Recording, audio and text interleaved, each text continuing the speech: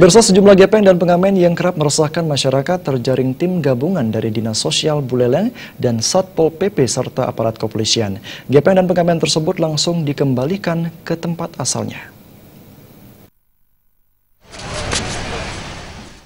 Kamis pagi, puluhan pengamen dan gepeng diberikan pembinaan di kantor Dinas Sosial Kabupaten Buleleng. Berdasarkan hasil pemeriksaan, mereka tak hanya berasal dari wilayah Bali, tetapi juga dari luar. Hal tersebut dilakukan setelah operasi gabungan yang dilaksanakan Dinsos beserta Pol PP serta kepolisian terhadap penyakit masyarakat ini. Tempat yang disasar biasanya emperan toko serta pasar-pasar senggol di wilayah Kota Singaraja dan Kecamatan Seredet. Dari dua lokasi tersebut ada 13 orang yang terjaring, 4 diantaranya dari Munti, Kecamatan Kubu, Karangasem. Salah satu pengemis mengungkapkan, perharinya mampu memperoleh hasil sebanyak Rp25.000 hingga Rp30.000, tidurnya pun di emperan. Terus?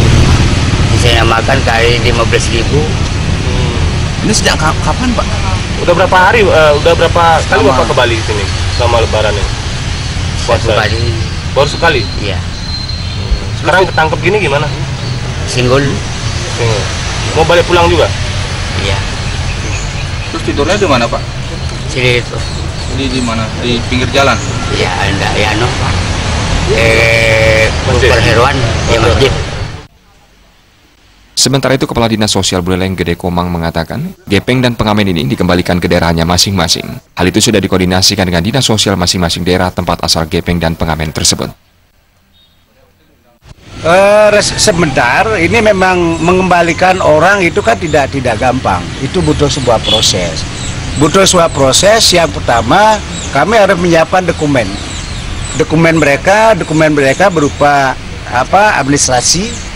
Kemudian dokumen berupa gambar, karena nanti mereka ini gambar-gambar mereka ini akan kami serahkan di pos Gilimano, sehingga nanti ketika mereka ini datang sebagai orang pengemis di Bali, di sana sudah terjaring nanti di Gilimano, sehingga tidak merepotkan pemerintah Provinsi Bali, khususnya di kabupaten kota yang ada di Bali termasuk Kabupaten Buleleng.